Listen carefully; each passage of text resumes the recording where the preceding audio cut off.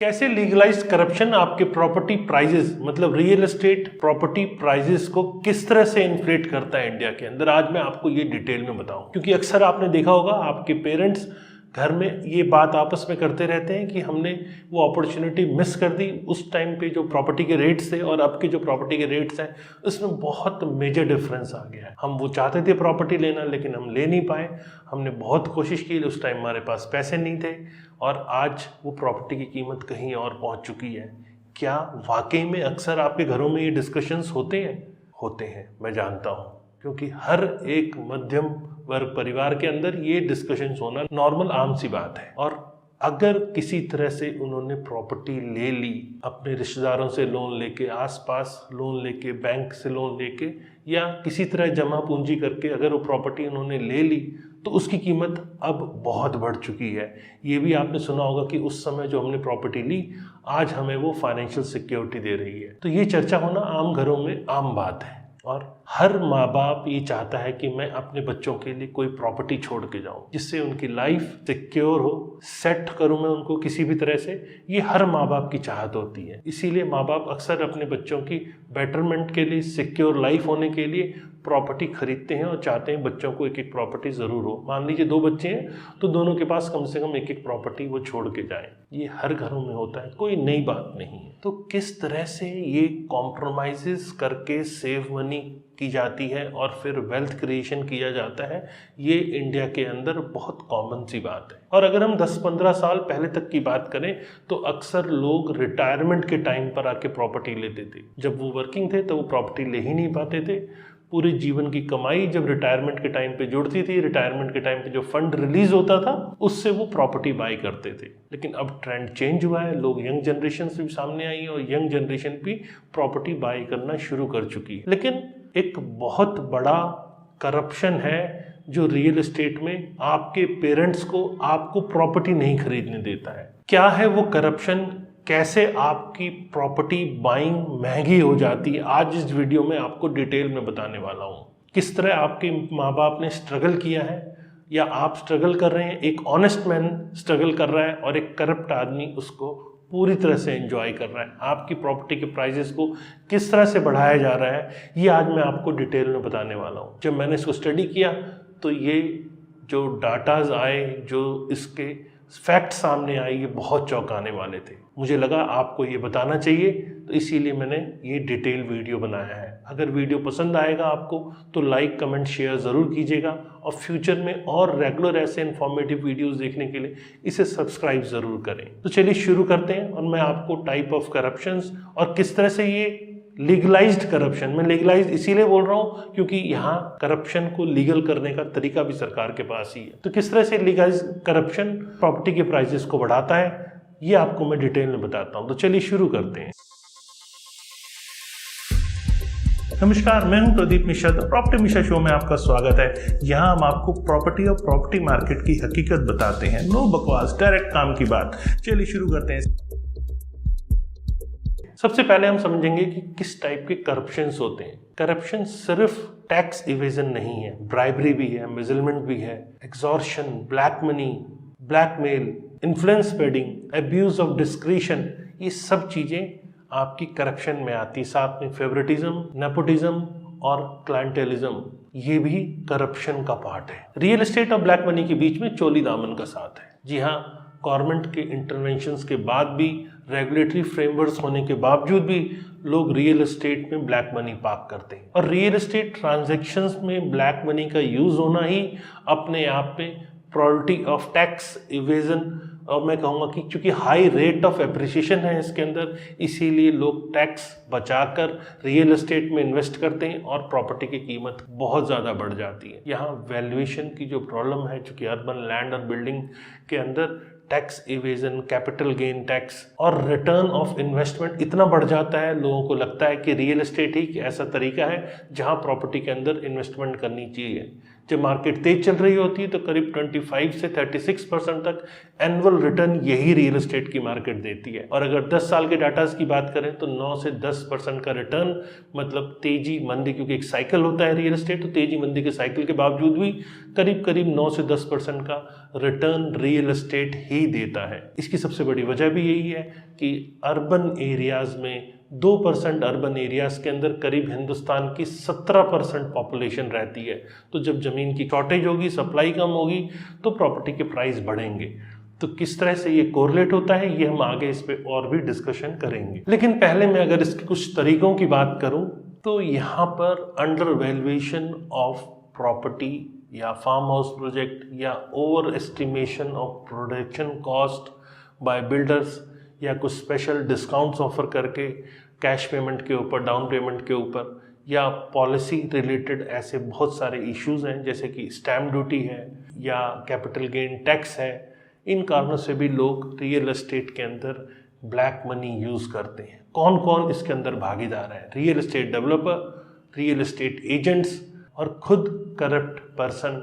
ये मिलकर, चूँकि जब पैसा जनरेट होता है तो ऐसे लोग आपस में मिलकर या एजेंट्स के सहारे या डेवलपर्स के सहारे वो अपनी ब्लैक मनी को पार्क करने की कोशिश करते हैं और ये प्रॉपर्टी ट्रांजैक्शंस में भागीदारी लेते हैं। और जब जब ब्लैक मनी मार्केट में आती है तो ग्रोथ ज़रूर दिखती है रेट्स में, लेकिन कहीं हद तक वो आप हम सब की जेब पे एक बहुत बुरा प्रभाव भी डालती है। तो चलिए मैं आपको बताता हूँ कि किस तरह से करप्शन रियल एस्टेट मार्केट को इम्पैक्ट करती है। अब मान लीजिए एक मकान है जिसकी कीमत 1 करोड़ रुपए है। जब आप उसे प्रॉपर्टी को बाई करने जाते हैं तो रेजिडेंशियल प्रॉपर्टी पे 5% जीएसटी लगता है, साथ में स्टैम्प ड्यूटी, जैसे हम हरियाणा किसी एक स्टेट को एग्जाम्पल के तौर पर माने तो यहाँ 5, 6, 7 मतलब मेल प्रॉपर्टी बाई कर रहा है तो 7% इसके ऊपर स्टैम्प ड्यूटी लगती है और रजिस्ट्रेशन चार्ज प्लस छोटे मोटे एडिशनल चार्जेस मिला के करीब 1% का आप पे रजिस्ट्रेशन का खर्चा भी आता है। तो 8 + 5 13% का टैक्स 1 करोड़ की प्रॉपर्टी पे आपको ऊपर से लग जाता है, वो चाहे जीएसटी के तरीके से हो या फिर वो स्टैम्प ड्यूटी के तरीके से हो। ये मैं बात कर रहा हूँ रेगुलर अपार्टमेंट की जो अंडर कंस्ट्रक्शन स्टेज के होते हैं, क्योंकि रेडी टू मूव अपार्टमेंट में जीएसटी नहीं लगता, लेकिन तब तक कीमतें इतनी बढ़ चुकी होती है कि जीएसटी उसके अंदर ऑलरेडी इन्वॉल्व हो चुका होता है उस प्रॉपर्टी प्राइस के अंदर। तो जब आप अंडर कंस्ट्रक्शन खरीदने जाते हैं तो वहाँ जीएसटी एप्लीकेबल होता है। प्राइस का डिफरेंस रेडी टू मूव और अंडर कंस्ट्रक्शन में आपको हमेशा मिलेगा, क्योंकि मैंने इसीलिए आपको क्लियर किया कि कई बार ये माइंड में डाउट आता है कि कंप्लीशन सर्टिफिकेट अगर मिल गया है तो जीएसटी उस पर नहीं लगेगा। मैं अभी अंडर कंस्ट्रक्शन प्रॉपर्टी का आपको एग्जाम्पल देके बता रहा हूँ। तो वही 1 करोड़ की प्रॉपर्टी जब उस पर stamp duty, registration plus GST लग जाती है तो वो 1 करोड़ 13 लाख की प्रॉपर्टी हो जाती है। यही खेल शुरू होता है ब्लैक मनी का, क्योंकि यहाँ बहुत सारे ऐसे करप्ट लोग हैं जो कि टैक्स सेव करके रियल एस्टेट के अंदर उसको डालते हैं। और मैं इसका कोई जस्टिफिकेशन आपको नहीं दे रहा हूँ, लेकिन ये बात फैक्ट है, ये आप और हम सब जानते हैं कि ऐसे करप्ट लोग जब जब रहेंगे, जब जब वो टैक्स बचाएंगे गवर्नमेंट को जो टैक्स देना चाहिए, क्योंकि ये टैक्स हमारे ऊपर ही सरकार खर्च करती है, सरकार के पास इनकम का सोर्स ही ये टैक्स होता है। तो जब जब ये टैक्स हम पे करेंगे तो कहीं ना कहीं हमारे वेलफेयर के लिए वो चीज़ें यूज़ हो रही होती हैं, लेकिन हम उस टैक्स को अगर बचा रहे हैं तो ये आपको और हमें दोनों को इम्पैक्ट करता है, क्योंकि करप्ट आदमी को प्रॉपर्टी से सस्ती पड़ती है, लेकिन एक कॉमन मैन को करप्ट मैन द्वारा जो टैक्स बचाया जा रहा है उससे खरीदे जाने वाली प्रॉपर्टी अगर ऑनेस्ट मैन खरीद रहा है तो उसको वो प्रॉपर्टी ऑलमोस्ट डबल रेट पे पड़ती है। अब इसको थोड़ा सा और मैं आपको खुल के बताता हूँ। जैसे मैंने आपको बताया 1 करोड़ की प्रॉपर्टी 1 करोड़ 13 लाख की पड़ती है, तो इसको जब एक ऑनेस्ट मैन खरीदने जाता है तो वो करीब करीब 20% मैंडेटरी होता है मार्जिन मनी, क्योंकि आप अपने पास से जब देंगे तभी बैलेंस अमाउंट जो है वो बैंक लोन करता है। तो बैंक 25-30 लाख रुपीज़ आप मार्जिन मनी देते हैं तो बैंक को लगता है कि ठीक है आपका भी स्टेक इन्वॉल्व है, तभी वो आपको बैंक लोन देता है। रेस्ट पेमेंट बैंक लोन लेके आप करीब करीब 15 से 20 साल या 25 साल के लोन पे धीरे धीरे चुकाते हैं ब्याज के साथ। बैंक आपसे उसका ब्याज भी लेता है।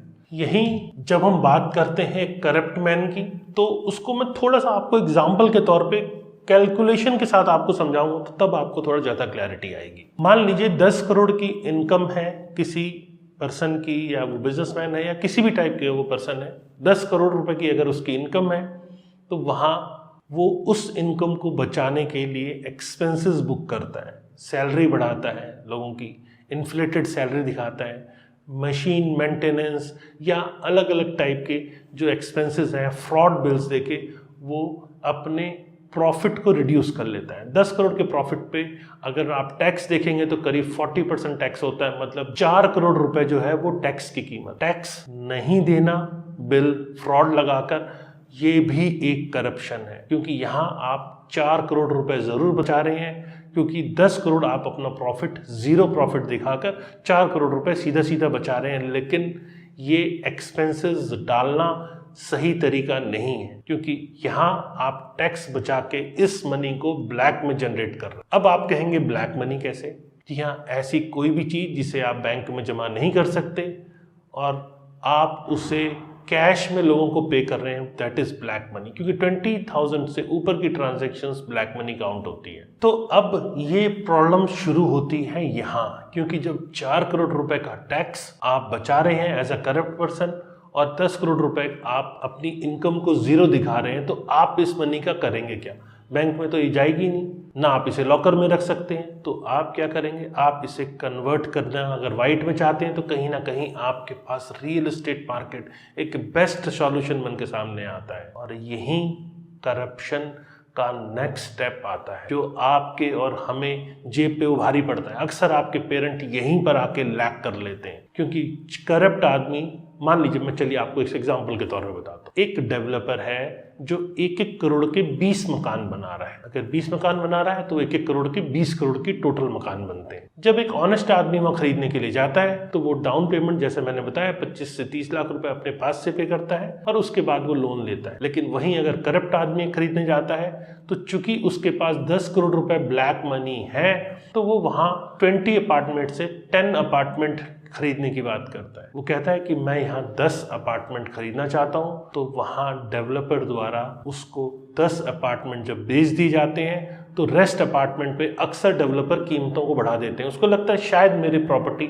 बहुत सस्ती बिक रही थी, मैंने रेट खोला और रेट रिजनेबल होने के कारण इमीडिएटली वो बिक हो गया, तो जिसके कारण मुझे अब बैलेंस बचे हुए अपार्टमेंट्स पे रेट बढ़ा देना चाहिए। और ये एक ट्रेंड है मार्केट का। अक्सर आपने देखा होगा डेवलपर्स की इन्वेंट्री जैसे जैसे बिकती रहती है वो रेट बढ़ाते रहते हैं। इसके बाद जब एक ऑनेस्ट आदमी 10 अपार्टमेंट डेवलपर के सेल हो जाते हैं, तब वो उस प्रॉपर्टी को खरीदने के लिए पहुंचता है, तो वो प्रॉपर्टी जो ऑनेस्ट आदमी को पहले 1 करोड़ की मिल रही थी, डेवलपर द्वारा कीमत बढ़ा दी जाती है और उसकी कीमत 1.25 करोड़ या 1 करोड़ 30 लाख रुपए कर दी जाती है। तो जब आप एज अ ऑनेस्ट मैन खरीदने गए, आप जिम्मेदार नागरिक हैं, आपको पता है टैक्स पे करना चाहिए और सब कुछ आप पे कर रहे हैं। उसके बाद जब आप वहाँ पहुँचते हैं तो आपको वो 1 करोड़ की प्रॉपर्टी टैक्स समेत 1 करोड़ 13 लाख की पड़ रही थी, लेकिन जैसे ही 10 अपार्टमेंट डेवलपर के सेल होते हैं वो उस कीमत को बढ़ा देता है। तो वही प्रॉपर्टी आपको 1.25 या 1.30 की मिलती है।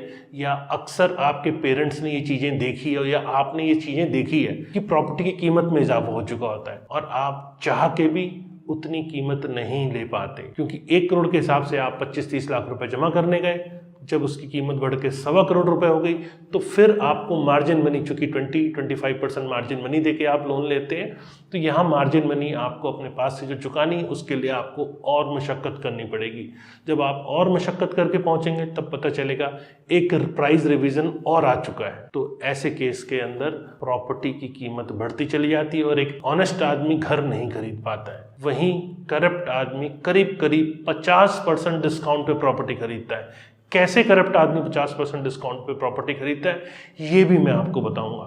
लेकिन दिक्कत वाली बात यह है कि जब पेरेंट्स अपने बच्चों को प्रॉपर्टी नहीं दे पाते तो कई बार बच्चे भी ये कहते हैं कि आपने हमारे लिए क्या किया, ये बहुत गलत है। मुझे लगता है कि पेरेंट्स जब ऑनेस्ट तरीके से कर रहे हैं तो प्रॉपर्टी खरीदना उनके लिए बहुत मुश्किल हो जाता है। लेकिन यहाँ हिंदुस्तान के अंदर एक से ज़्यादा प्रॉपर्टी खरीदने पर कोई रोक नहीं है। अगर इसको रोक के रोटी कपड़ा मकान को गवर्नमेंट कंट्रोल वे में अगर करे तो शायद इंडिया के अंदर जो प्रॉपर्टी की कीमतें बढ़ी हुई हैं वो उतनी कीमतें बढ़ी हुई ना रहें। प्रॉपर्टी की कीमत ऐसे ही लीगलाइज्ड करप्शन से कीमतें बढ़ती हुई चली जाती है। लीगलाइज्ड क्यों बोला, मैं ये भी आपको आगे क्लियर करूंगा, क्योंकि ये लीगलाइज्ड तरीका है। इस लीगलाइज्ड तरीके से गवर्नमेंट को भी ऑब्जेक्शन नहीं होती है और आपको भी ऑब्जेक्शन नहीं होती है। हमें इस सिस्टम को चेंज करना है, कोशिश करना है कि ये सिस्टम चेंज हो और आम आदमी प्रॉपर्टी खरीद पाए। अब आप सोच रहे होंगे कि किस तरह से करप्ट आदमी को ये 50% की प्रॉपर्टी पड़ती है।